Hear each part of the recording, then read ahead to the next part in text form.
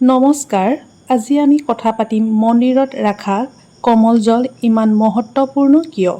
লগতে আৰু জানো আহকচোন যে মন্দিৰত ৰাখা পানীৰ পাত্ৰটো কোনটো ধাতুৰে গঢ়া হ'ব লাগে, অৰ্থাৎ তামৰ নে পিতলৰ নে কাঁহত ৰাখিব লাগে, বা কি ধাতুৰে বনোৱা পাত্ৰত ৰাখিলে বেছি ভাল হয়। বহু লোকে নাজানে, এই বিষয়ত ভুল কৰি থাকে। শেষত এনেকুৱা হ'লে পস্তাবলগীয়া হয়। পানীৰে পৰিপূৰ্ণ এটা পাত্ৰ মন্দিৰত সদায়ে ৰখাটো বহুত জৰুৰী। গোসাঁই ঘৰত বা মন্দিৰত থকা বন্তিগছি কেনেকুৱা হোৱা উচিত, পিতলৰ নে তামৰ নে কাঁহৰ নে ষ্টীলৰে নে মাটিৰ নে কাঁচৰে নিৰ্মিত হোৱা উচিত। লগতে বন্তিগছত দিয়া শলিতাডাল কেঁচা সূতাৰ হ'ব লাগে নে কপাহৰ হ'ব লাগে নে অন্য কিবা হ'ব পাৰে। এই সৰু সৰু কথাবোৰত গুৰুত্ব নিদিয়াৰ বাবেই অজানিতে কিছুমান আমাৰ দ্বাৰা ভুল হৈ যায়, যাৰ বাবে শনি দোষ, পিতৃদোষ, কালসৰ্প দোষ, দৰিদ্ৰতা ইত্যাদিৰ দৰে বহুতো সমস্যা দেখিব পোৱা যায়। বহু লোকে ঘৰ সাৰি পুচি ঘৰৰ মূল দুৱাৰত এচাটি পানী ছটিয়ায়। সেই পানী ছাতি প্ৰকৃততে ভিতৰৰ পৰা বাহিৰলৈ ছটিয়াব লাগে নে বাহিৰৰ পৰা ভিতৰলৈ ছটিয়াব লাগে। মহিলাসকলে মাহেকীয়া হোৱাৰ সময়ত ঘৰৰ চোতালত ঝাৰু দিব লাগে নে নালাগে, আৰু গোসাঁই ঠাইত বা অন্য কোনো স্থানত যদি চাকি বন্তি জ্বলায় সেয়া জ্বলোৱা উচিত নে অনুচিত, ঘৰৰ মূল দুৱাৰত ধূপ জ্বলাব লাগে নে নালাগে ইত্যাদিৰ দৰে বহু সৰু সৰু অথচ গুৰুত্বপূৰ্ণ কথাৰ ওপৰতেই এখন ঘৰৰ কুশলে মংগলে থকাটো নিৰ্ভৰ কৰে। আহকচোন আমি আজি এই ভিডিঅ'টিত জানো। তেন্তে প্ৰিয় দৰ্শকসকল, ভিডিঅ'টোত সোমাই যোৱাৰ আগতে এটি বিনম্ৰ অনুৰোধ, মোৰ এই এষ্ট্ৰ'-IND2 চেনেল অনুগ্ৰহ কৰি প্লিজ ছাবস্ক্ৰাইব কৰি ল'ব, আগন্তুক আহিব লগা প্ৰত্যেকটো ভিডিঅ' পাই থাকিবৰ বাবে। তেন্তে আমি প্ৰথমে আজি জানি লওঁ যে ঘৰৰ ভিতৰতেই হওক বা ঘৰৰ বাহিৰৰ কোনো নিৰ্দিষ্ট স্থানত যদি সদায় বন্তি জ্বলায় তাৰ পৰানো কি লাভ হয়। বিশেষকৈ ঘৰৰ বাহিৰত বন্তি জ্বলালে 5টা এনেকুৱা ধৰণৰ লাভ হয়, যিকেইটা জানিলে আপুনিও আচৰিত হৈ পৰিব। হিন্দু ধৰ্মত দেশী ঘি বা সৰিয়হৰ তেলেৰে বন্তি জ্বলোৱাটো অতিকৈ উত্তম বুলি মনা হয়। গোসাঁই থাপনাৰ সন্মুখত বা ভগৱানৰ সন্মুখত সদায় বন্তি জ্বলোৱা হয়। ইয়াৰ উপৰিও বাহিৰত বন্তি জ্বলোৱা হয়, তেনেহ'লে ইয়াৰ পৰা শুভ ফল পোৱা যায়। বন্তি জ্বলোৱাৰ ফলত ঘৰখনলৈ এটা চাৰিত্ৰাত্মক শক্তি উৎপন্ন হয়। সেয়াই নহয়, ইয়াৰ ফলত বহুকেইটা লাভো হয়। 1 নম্বৰতে, বন্তি জ্বলোৱাৰ ফলত আন্ধাৰ আঁতৰি যায়। ই যে কেৱল ঘৰৰ আন্ধাৰ আঁতৰোৱাই এয়াই নহয়, ইয়াৰ ফলত যিখিনি নিগেটিভ শক্তি আছিল সেইখিনিও আঁতৰি যায়। যিখন ঘৰত চাৰিত্ৰাত্মক শক্তি উৎপন্ন হয় সেইখন ঘৰত মা লক্ষ্মী আৰু ভগৱানেও বাস কৰে। সেইবাবেই সন্ধিয়া হোৱাৰ লগে লগে ঘৰখনৰ নিৰ্দিষ্ট স্থানত বন্তি জ্বলোৱা উচিত। সৰিয়হৰ তেলেৰে জ্বলোৱা বন্তিগছৰ প্ৰভাৱ বন্তিগছ নুমাই যোৱাৰ পিছতো আধা ঘণ্টালৈকে থাকে, আৰু দেশী ঘিৰে জ্বলোৱা বন্তিগছৰ প্ৰভাৱ বন্তিগছ নুমাই যোৱাৰ 4-5 ঘণ্টালৈকে সেই ঠাইখিনি চাৰিত্ৰাত্মক উৰ্জাৰে ভৰি থাকে। দ্বিতীয়তে, সৰিয়হৰ তেল নাইবা ঘিউৰে যদি চাকি জ্বলোৱা হয়, সেই চাকিৰ পৰা যি ধোঁৱা ওলায় সেই ধোঁৱাৰে ঘৰখন পবিত্ৰ কৰি তোলে। এই ধোঁৱাই হানিকাৰক বীজাণু ধ্বংস কৰে আৰু ঘৰখনৰ পৰিৱেশ শুদ্ধ কৰি তোলে। যিখন ঘৰত ভগৱানৰ সন্মুখত নিয়মিতভাৱে চাকি জ্বলোৱা হয় সেইখন ঘৰত মা লক্ষ্মী স্থায়ীভাৱে বসতি লয়। ফলস্বৰূপে ধন ধান আশ্চৰ্য বিভূতি সুখ শান্তিৰে সেই ঘৰখন উপচি থাকে। যদি বন্তিগছি পূব মুৱাকৈ জ্বলায় তেনেহ'লে সেই ঘৰখনৰ ব্যক্তিসকল দীৰ্ঘায়ু হয়। যদি উত্তৰ মুৱাকৈ জ্বলায় তেনেহ'লে ঘৰখনত সুখ সমৃদ্ধি বৃদ্ধি হয়। নিয়মিত এগছি বন্তি জ্বলালে যে কেৱল ঘৰখন অন্ধকাৰ দূৰ হয় তেনে নহয়, আমাৰ জীৱনটো উজ্জ্বল দিশেৰে গতি কৰি লৈ যায়। তৃতীয়তে, বেমাৰ আজাৰ দূৰ কৰাতো এগছ বন্তিয়ে সহায় কৰে।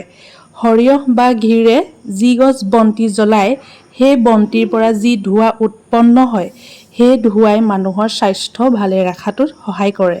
যদি বন্তিগছ ঘি বা সৰিয়হৰ তেলৰ লগত এটা লং জ্বলোৱা হয় তেনেহ'লে তাৰ শক্তি দুগুণ বাঢ়ি যায়। চতুৰ্থতে, সনাতন ধৰ্ম অনুসৰি যিখন ঘৰত পুৱা গধূলি ধূপ চাকি জ্বলাই সেইখন ঘৰলৈ শুভ শক্তিৰ আকৰ্ষণ কৰে। সেইখন ঘৰ কেতিয়াও ভূত পেটৰ ছায়া নপৰে। সেই ঘৰখনৰ মানুহৰ স্বাস্থ্যও সদায় সুস্থ হৈ থাকে। প্ৰিয় দৰ্শকসকল, এতিয়া জানো আহক আমাৰ ঘৰখনৰ মূল দুৱাৰ মুখত এচাটি পানী মাৰাৰ নিয়ম কি আৰু ই আমাক কেনেদৰে উপকাৰ কৰে।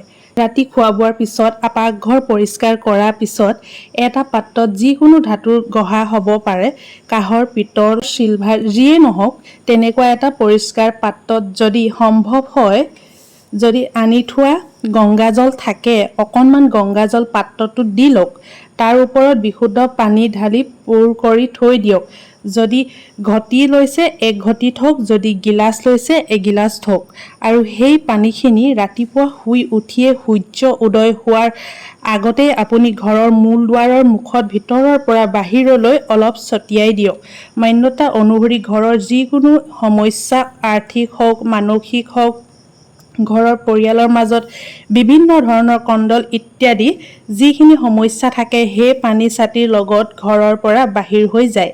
ই কেৱল বাস্তুশাস্ত্ৰ, পিতৃদোষ ইত্যাদি সমাপ্ত কৰাই নহয়, ঘৰখনত যদি কাৰোবাৰ বেয়া চকু পৰিছে, কোনোবাই যদি তন্ত্ৰ মন্ত্ৰ কৰিছে, তেনেহ'লে নিয়মিতভাৱে এই উপায় কৰিলে সেই প্ৰভাৱ নষ্ট হৈ পৰে। লগতে ঘৰৰ সুখ শান্তি অটুট থাকে আৰু বেমাৰ আজাৰৰ পৰা মুক্তি পোৱা যায়। মনত ৰাখিব, এই পানী ছাতি কেৱল সূৰ্য উদয় হোৱাৰ আগতেই ছটিয়াব লাগে। যদি আপুনি সূৰ্য উদয় হোৱাৰ পিছত এই পানী ছটিয়াই, মাৰাৰ কোনো অৰ্থই নাই। আপুনি যিকোনো শুদ্ধ পানীৰে আপোনাৰ ঘৰৰ দুৱাৰ মুখখন মচি পেলাব পাৰে। আৰু এটা কথা, এই পানী ছাতি মাৰাৰ আগতে আপোনাৰ মনত এটা প্ৰশ্ন আহিবও পাৰে যে গা ধুই ল'ব লাগে কি? আচলতে পানী ছটিয়াৰ ক্ষেত্ৰত গা ধোৱাৰ কোনো প্ৰয়োজন নাই, কাৰণ জল কেতিয়াও অশুদ্ধ নহয়। যদি আপুনি বন্তি জ্বলাব বিচাৰে, তেনেহ'লে আপুনি গা ধুই লোৱাটো খুবেই দৰকাৰী। আপুনি ৰাতিপুৱা শুই উঠি বিচনাতে আপোনাৰ হাত দুখন, তলুৱাৰ দুখন চাব। কৰজোৰ কৰা ভংগীমাত আপুনি নিজৰ তলুৱা দুখন চাই এটা সেৱা কৰিব। মান্যতা অনুসৰি আমাৰ হাতৰ তলুৱাত লক্ষ্মী, সৰস্বতী আৰু ব্ৰহ্মাদেৱৰ ব্যাস থাকে। গতিকে প্ৰথমে তেওঁলোকক প্ৰণাম কৰি তাৰ পিছত মা ধৰিত্ৰীক প্ৰণাম কৰি নামি আহি পোনে পোনে আপুনি নিজৰ পাকঘৰলৈ যাওক। আগদিনাই থৈ দিয়া সেই পানী গিলাচ বা পানী ঘটিটো লৈ বাহিৰলৈ গৈ পানী ছাতি মাৰি দিয়ক। সূৰ্য উদয় হোৱা আগতেই এই কামটো কৰিব পাৰিলে ভাল হয়।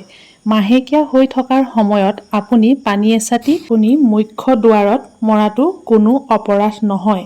কিন্তু মাহেকীয়া হৈ থকাৰ সময়ত আপুনি কেতিয়াও বন্তি নজ্বলাব, গোসাঁইৰ থাপনাৰ কাষলৈ নাযাব, তুলসী গছৰ ওচৰ নাচাপিব।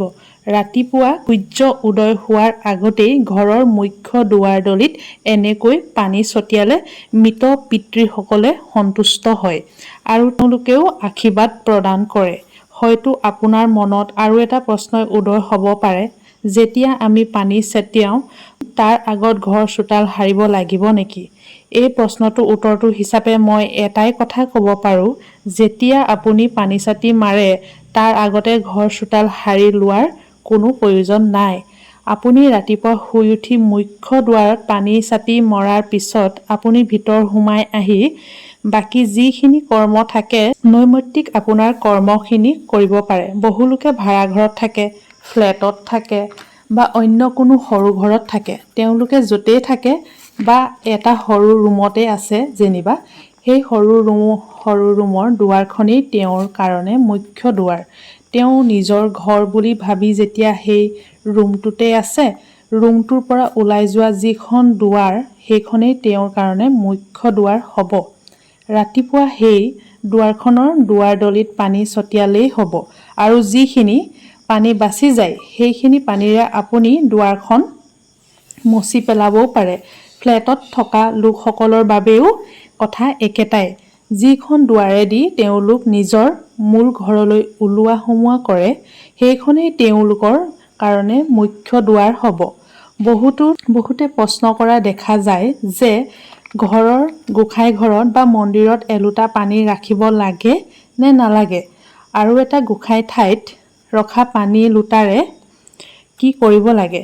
প্ৰিয় দৰ্শকসকল, শাস্ত্ৰমতে গোসাঁই ঠাইত বা মন্দিৰত এলোটা জল ৰখাটো অত্যন্ত প্ৰয়োজনীয়। যেতিয়া আপুনি প্ৰাৰ্থনা কৰে, মন্ত্ৰ জপ কৰে, পূজা ইত্যাদি কৰে, সেই পূজাৰ পৰা শক্তি উৎপন্ন হয়। ভক্তিৰ সেই শক্তি সেই জলত সমাহিত হৈ যায়। ৰাতিপুৱা যেতিয়া আপুনি গোসাঁই ঘৰত বন্তি প্ৰজ্বলন কৰিব বা মন্দিৰত পূজা অৰ্চনা কৰিব, প্ৰাৰ্থনা কৰিব, তেতিয়া এলোটা জল ওচৰত ৰাখিব। সেয়া অগ্নি আৰু জলৰ সন্তুলন হয়। মন্দিৰৰ পানীৰ লোটা সদায় সলনি কৰাটো অত্যন্ত জৰুৰী। যেতিয়া আপুনি পানীখিনি সলনি কৰিব, সেই পানীখিনি পেলাই নিদিব। সেইখিনি আপুনি গছ লতিকাত দিয়ক বা আপুনি গোটেই ঘৰখনতেই ছটিয়াই দিয়ক। ই আপোনাৰ ঘৰৰ নিগেটিভ শক্তিসমূহ দূৰ কৰাত সহায় কৰিব আৰু ঘৰখনত চাৰিত্মক শক্তি বৃদ্ধি কৰিব। ই বেমাৰ আজাৰ দূৰ কৰাত ক্ষেত্ৰতো সহায় কৰিব। যদি আপুনি নিয়মিতভাৱে এই পূজা ঘৰত বা আপোনাৰ গোসাঁই ঘৰত থকা পানীখিনি ঘৰৰ চাৰিওফালে ছটিয়াই থাকে, তেনেহ'লে ঘৰখনত যিখিনি সমস্যা আছিল সেইবোৰ লাহে লাহে নোহোৱা হ'বলৈ ধৰিব। যদি আপোনাৰ ঘৰৰ কাৰোবাৰ বেমাৰ আজাৰ হৈ আছে, বহু ডক্তৰক দেখায়ো, বহু ঔষধ জাতি খুৱায়ো সুফল পোৱা নাই, দৰৱে কাম কৰা নাই, তেনেহ'লে তেনে ব্যক্তিকো আপুনি নিয়মিতভাৱে এই জল সেৱন কৰাই এচামুচ সেৱন কৰক। সদায় নিয়মিতভাৱে সেৱন কৰাৰ ফলত দেখিব লাহে লাহে তেওঁৰ শৰীৰত দৰৱে ক্ৰিয়া কৰিব ধৰিছে। লাহে লাহে তেওঁ সেই বেমাৰ আজাৰ পৰা মুক্তি পাবলৈ ধৰিছে। যদি আপোনাৰ বেপাৰ বাণিজ্য আছে, যদি আপোনাৰ দোকান আছে, তেনেহ'লে তাৰ অকণমান জল আপুনি সেই তাতো দোকানতো ছটিয়াওক। আপোনাৰ বেপাৰ বাণিজ্য সেই বস্তুখিনি য'ত থয় অকণমান তাতো ছাটি মাৰি দিয়ক। যিহেতু এই জলত চাৰিত্মক ঊৰ্জাৰে ভৰপূৰ হৈ থাকে। সেইবাবে আপোনাৰ বেপাৰ বাণিজ্যত কাৰোবাৰ যদি মুখ লাগিছে বা কিবা কাৰণত যদি অশুভ প্ৰভাৱ পৰিছে, তেনেহ'লে সেই প্ৰভাৱ দূৰ কৰিব। মা লক্ষ্মীৰ কৃপাত আপোনাৰ বেপাৰ বাণিজ্যত দুগুণ লাভ হ'ব।